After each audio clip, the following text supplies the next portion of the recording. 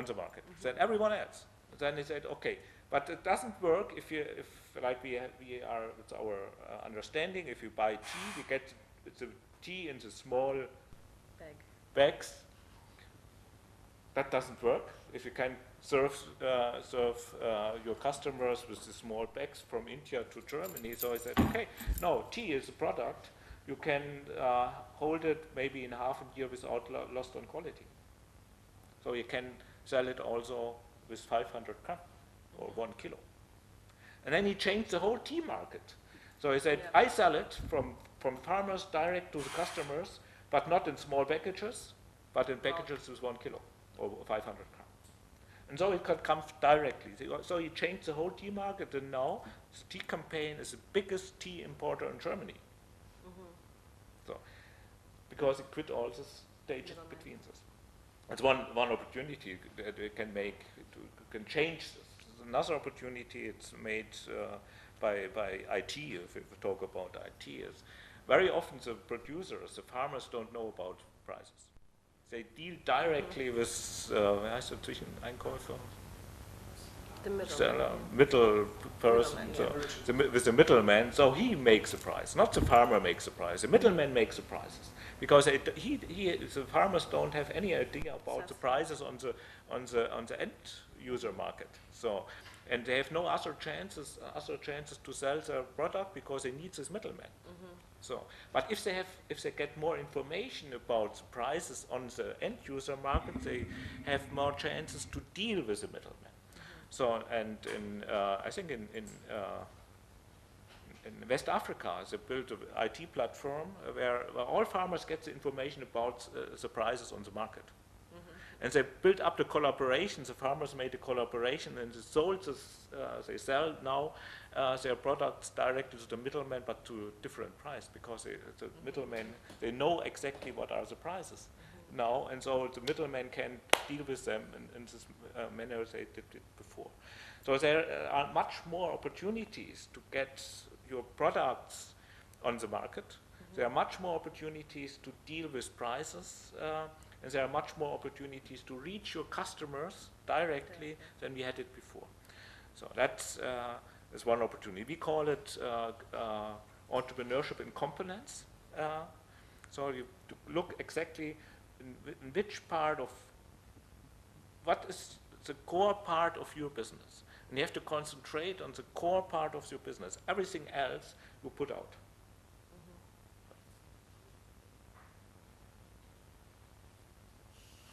Don't think from the technology, think from the user. What's also interesting is to parallel the, entrepreneurs versus necessity versus opportunity, and the same can be said, or a similar thing can be said about innovations, right? In all the countries that I've been in, people talk about innovation. What does it mean? How do you foster it? How does it happen, et cetera? And then you go to countries where things don't necessarily work, so it's second nature to fix something or to create something or to fill the gaps because nobody else is doing it. So I think it's interesting the concept of innovation in connection with entrepreneurship as well. It's true. Do you guys have any inquiries, questions, concerns? Shitsa, did you want to say something about your work? Or should we open the floor? Yeah, you can see there's lots. Yeah. I'll further address certain things that you guys so I continue. So I just missed everything that I prepared in advance. Basically just thinking about it. But Marco, the first thing that you said is like, what are the obstacles to start a business, or what Norbert should give as advice, right? If you're about to go into entrepreneurship. Now when I look back into myself, right? So I didn't know lean. I didn't know that I should test the idea before. For the first 2 years of my career, right? I didn't know that the thing that I was doing was actually called startup, so I didn't have a clue, right? At that point in time, Belgrade, not to go further, there is 500,000 people that are better suited to start this business, but in the end, I got it. You have people that started, they always wanted to be entrepreneurs, right? And they had a dream, they had parents, they've seen someone. When you ask kid, what do you want to be? I said, like, I want to be an entrepreneur, right? The other ones, because I don't have anything else to do. And third one is the opportunity. For me, usually goes, when people tell you should make a business or whatever out of something that you like. So I was constantly volunteering while I was studying for the UN here in Serbia. So basically organizing conferences like Milena has INAT, I had hundreds, and since I'm not from Belgrade, so you have those dependency theories, right? So you have center, you have periphery that is lagging. So Serbia is like semi-periphery, so I was not even in Belgrade, in a city of 3,000 people basically. But we love football there, so we had like this timetable when our local club Mandos, so we're the only one from that region in First League. Basically, I was making the timetable of these conferences. So when it's in New York, when it's in Belgrade, when it's wherever, and the person came and said like, hey, I'll give you €100 to put a big banner that my conference is coming. Oh, really? Like, I cannot get that money because PayPal is not working today, even though like in Serbia. But then there was a person from Lahore, Pakistan, right? 2 days later, there was Indian person kind of said like, I want bigger banner, and I wanted to, something to dance there and to be flashy. Oh, okay, I'll put these 2 banners, right?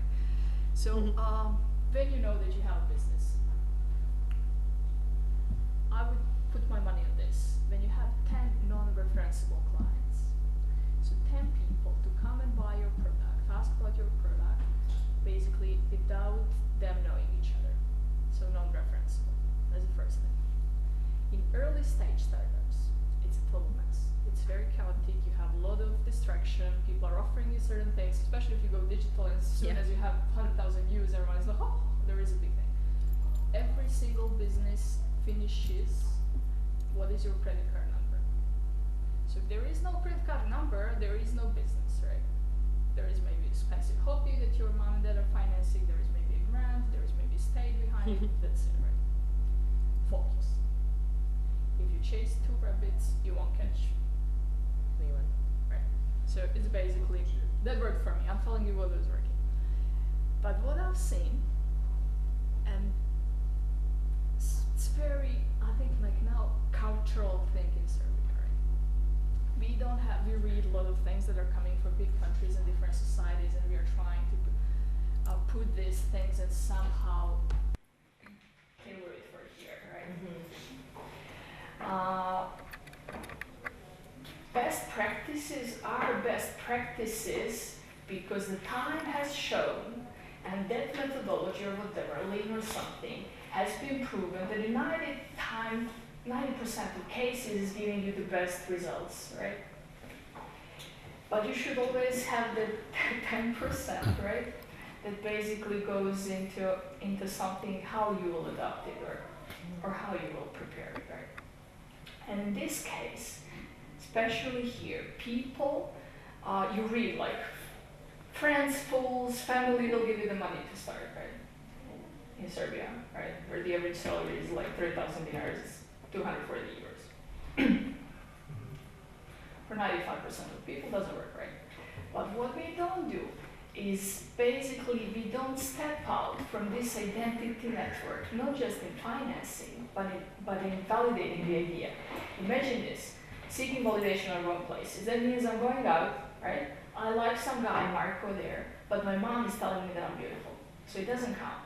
It's in business the same thing, right? Your friends, your family, everyone telling you like it's a great project, media telling you, it doesn't work, it's just the noise. Just the noise that moves you, especially when you're young. Because when I started business at that time, I was not even mature like as a person, I talk about business person, right? So what we should do is like really early step into calculating networks. And you can easily test it when Norbert said with the technology, right? You have LinkedIn, you have networks, and see like that someone is an investor, and say, hey, Brian, I have this thing, blah, blah, blah, if you check it out, you'll get this, maybe I'm working on something interesting. 100 people will reject you, maybe some will. But just people need to step out and basically go into calculating networks and to test whether they can engage someone who's relevant into their ideas. Whether it's a partner, whether it's a customer, whether it's an investor, whether it's a co-founder, and all of these things. So if you manage to find a person that will run for your idea the same way as you are, you're already on a good track, right, in a team.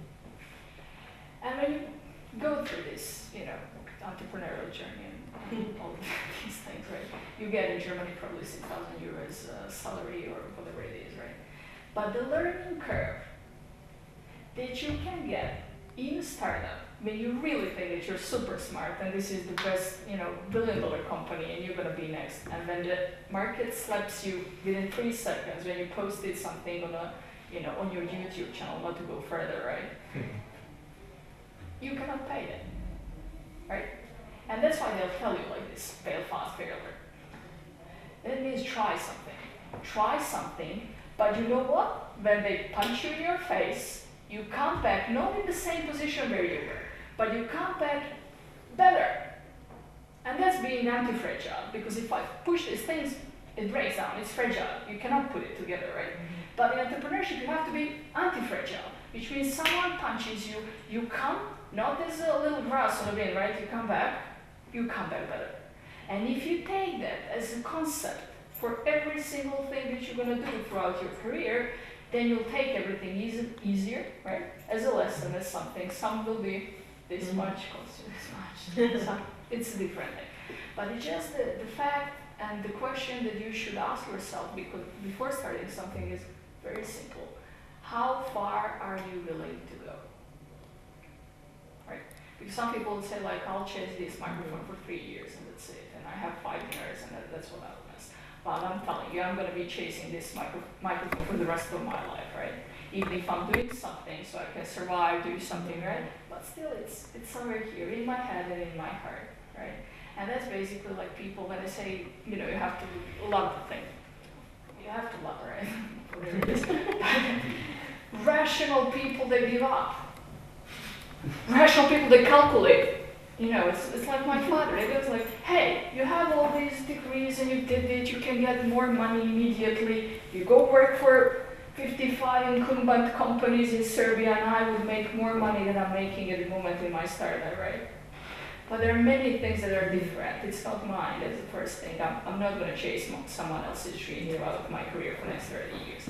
Second thing, I want smarter people than myself to work with me, because I don't want someone to basically constantly be behind my back and me to reporting to him or her. So what I'm trying to tell you is like A-class engineers, they hire A-class engineers. B-class engineers, they hire C-class, and C-class, they hire B-class. And in Serbia, it's like to the extreme, right? Negative selection is the mainstream. Its exception is you have someone who really knows something. And it's not just in professional life, it's outside, right? If you do it,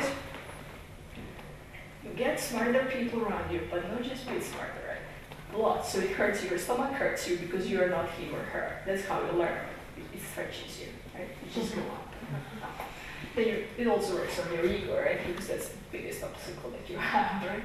But when you're young, it works good for you. Because if I was now given a chance to do the same pitch for 500,000 euros, I wouldn't do it. I wouldn't start my company after all this experience. But at that time, I was thinking, what? Come on, man. And I called my father, it's like, I got €500,000, and he goes like, what do you mean? What you gonna do now? Who's gonna chase you, right? Right? We never seen such money.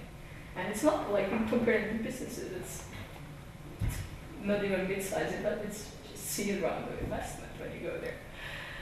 Then you're gonna work out these things, right? But you're gonna be stuck in the middle, right? To have a company that's in a limbo, so it's working, you have people working, you have Paul, you have interns, Sarah, they go to Rome, they go to Turkey, whatever it is, and Serbia will tell you, it's great, what do you want more, right? You have everything.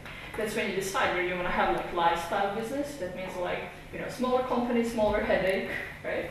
Or you want to go big, right? So, and it goes back to the very basic things. Take your keys in the morning, you go to Knez Mihajlovo where my office is, you're unlocking the doors, and you know that every single day that can be the last day of the company. Because you walk on the edge. I push it, and it can collapse. And they all know that this might be the last day because I behave that way, right? Why? So I talked to Vlad, who is one of our colleagues at Police. You know what, Vlad? Fundraise, build a company, we sold software in 100 countries. We have all these people working for us in UK, in Cyprus. We brought Germans to work in Serbia company, and you know what? big story, right? So you just, well, the last thing is to be attached, right? So I built a company, I grew up with Kutpoint and with my investors and all these things, right? It formulated me not only as a professional person, but also privately, right? But in the end, you have to let it go in a way that you can live with, one single thing saying, we come in, there is no more computers, and there is not this thing, so can you move on the very next day? And that's what I'm actually trying to let go. And the best thing that you can do is basically to have people that can grow with you. Because that's it. If they stay and you're like, doesn't work, you asked something about technical marketing, right?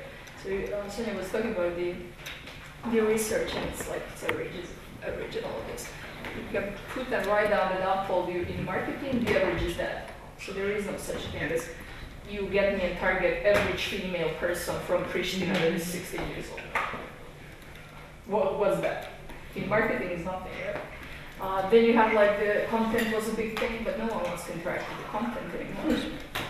You're not that done, right? You want people. And you know what? You want raw stuff.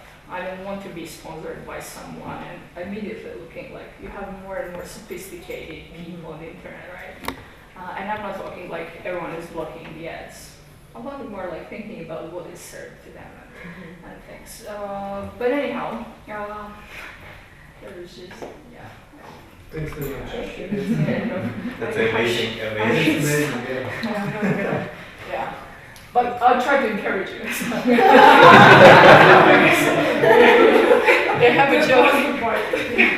They know we have a great colleague of ours, Miko, and he goes like, two of us are always fighting in front of the fridge, like who's going to get the last or first piece of the cake.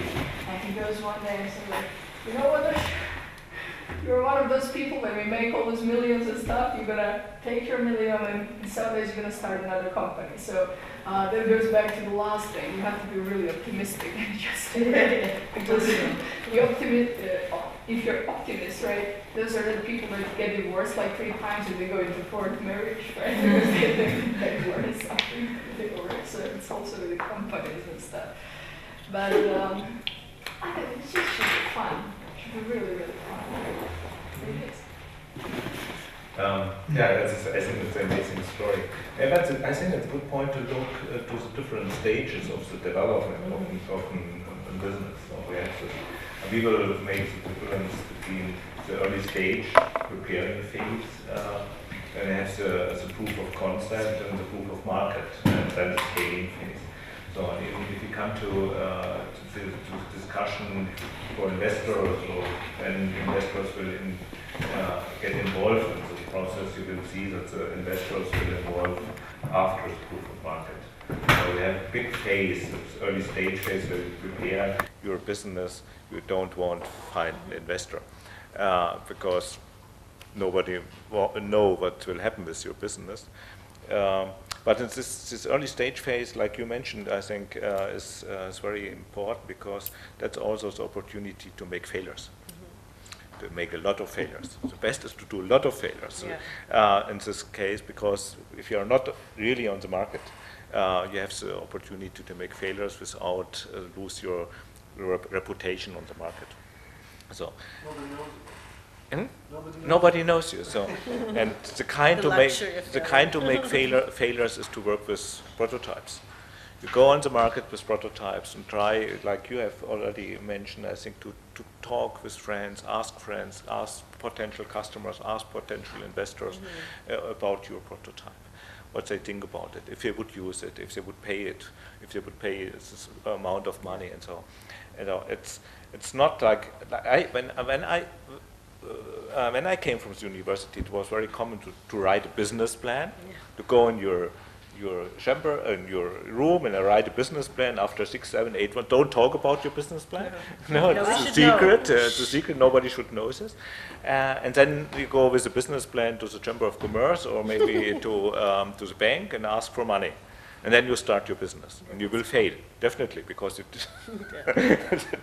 have no connection to potential customers. So now we work in a different phase, so we have to prove your concept so early as possible with prototypes and to get feedback from your potential customers and to improve your prototype before you start with your business. So that's the first phase, and in this first phase you don't find an investor. The second phase, that's the proof of concept. If you start with your concept, with your service, with your product on the market, it's also very difficult to find an investor. Even if you ask for money, it's very difficult to find an investor. Or because you ask mostly for money, it's difficult to find an investor because the risk costs are too high. Nobody knows if you will survive with your product or your service on the market, and for this reason it's very difficult to find an investor because they calculate the risk costs. So there are some business incubators who give you maybe 20,000 in Germany, or 40,000 or 50,000 for the proof of concept phase, but for this 40,000, 50,000 you have to give them a share of 30% of your business. You have to ask if it's really a good deal for an amount of money of 30, 40, 50,000 euros to give maybe the half of your company to an investor. And even if you have this investor with 50%, he will dominate your whole business forever. So that's really a very critical question. Maybe it's much easier not to ask for money, because behind money there are resources, and it's much easier to get resources than money. It means ask people if they give you a room, maybe for free. Ask people if they could work for you, maybe for free. Ask people if they would support you to get first access to market, maybe you get it for free. That's what you do with money, is to buy the service. But for people, it's much easier to give you something for free, services for free or resources for free, better, easier than give money. So even in this early stage phase, or in this prototyping or proof of concept phase, I would recommend don't ask for investments. Look if you find partners who give you resources, and make them build up partnership with them, because probably this partner has a benefit of your business if you survive. And maybe he is someone in your supply chain who could support you. So that is much, much easier. Or another opportunity is also to talk with family and friends if they get involved in this process. Or what we have developed is a crowdfunding structure. You look at what can you do with a crowdfunding structure. In our case, it's very successful. It's the case of pre-selling products. Pre-selling products is something like prototyping. So you go on the crowdfunding platform and offer your product, and you will see if you have if there is a demand on your product. And if there is a demand of product, you can sell a product even before you have produced this product. And we call it pre-selling. And when then you get, like, you have to go give a bon or Gutschein or a voucher, that if you go on the market, the customer will get this product. And then you have a before investment in your idea and your concept. So that's, I think, that is the phase of proof of concept. And if this is fine in this case, then you can go on the market. So with pre-selling, are you actually just collecting interest about your product to see how the feedback on the market, or you are actually selling something in advance? Both. You can do both. Yeah, we do it in both ways. So we have definitely sometimes we sell vouchers. That means you get a voucher, and with this voucher you have the right to get product or services. So we, for example, we developed with one of our startups the first supermarket without any packages. And she sold products from their supermarket to customers. And they got, I think in 4 weeks, they get 100,000 euros vouchers. And then they started, they took this 100,000 euro, put this stuff in her market and sold it. And that has two aspects. One aspect is she get she got enough money to build up their supermarket, and they had a great marketing. Yeah, about crowdfunding, and then it comes together, proof of concept, and to attract your first customers. Another way we have also crowdfunding structures where it's more a symbolic price. So you get something from the company, but it's not the equivalent to the price. It's more something like between donate and price, yeah, in concept. And there you get much. That's mostly these guys or these startups don't get so much money, but they get a good feedback to their product. It's more a marketing strategy. Yeah, and what we realized is, I mentioned this in this morning already with Sonja, we talked about proof of market. If you have the proof of market and you look to an investor, that was our experience we had in our market. We had the proof of market, and then we talked with investors. And the investors were very interested to work with us together, and they offered us, it was an impact investor, and he offered us 8% interest and 2% management fee. That sounds very good. But I asked my bank with the proof of market, and they gave me the same amount of money for 2%. So they even have to clarify, if you have really a proof of market and everyone believes that you are successful, if the impact investor is a real good partner, or maybe you get the money on the classical market. Yeah. Because if you have a proof of market, the risk is low. Yeah. I have another question which might be interesting for everybody. Because one of my ideas deals with a social problem, which is very, very visible in Serbia, and that's stray animals and stray dogs mostly. And I'm trying to I was involved in finding owners for the dogs or animals, and I have an idea how technology can improve that process. And here, the goal is not necessarily a profit, but a sustainable, self-sustaining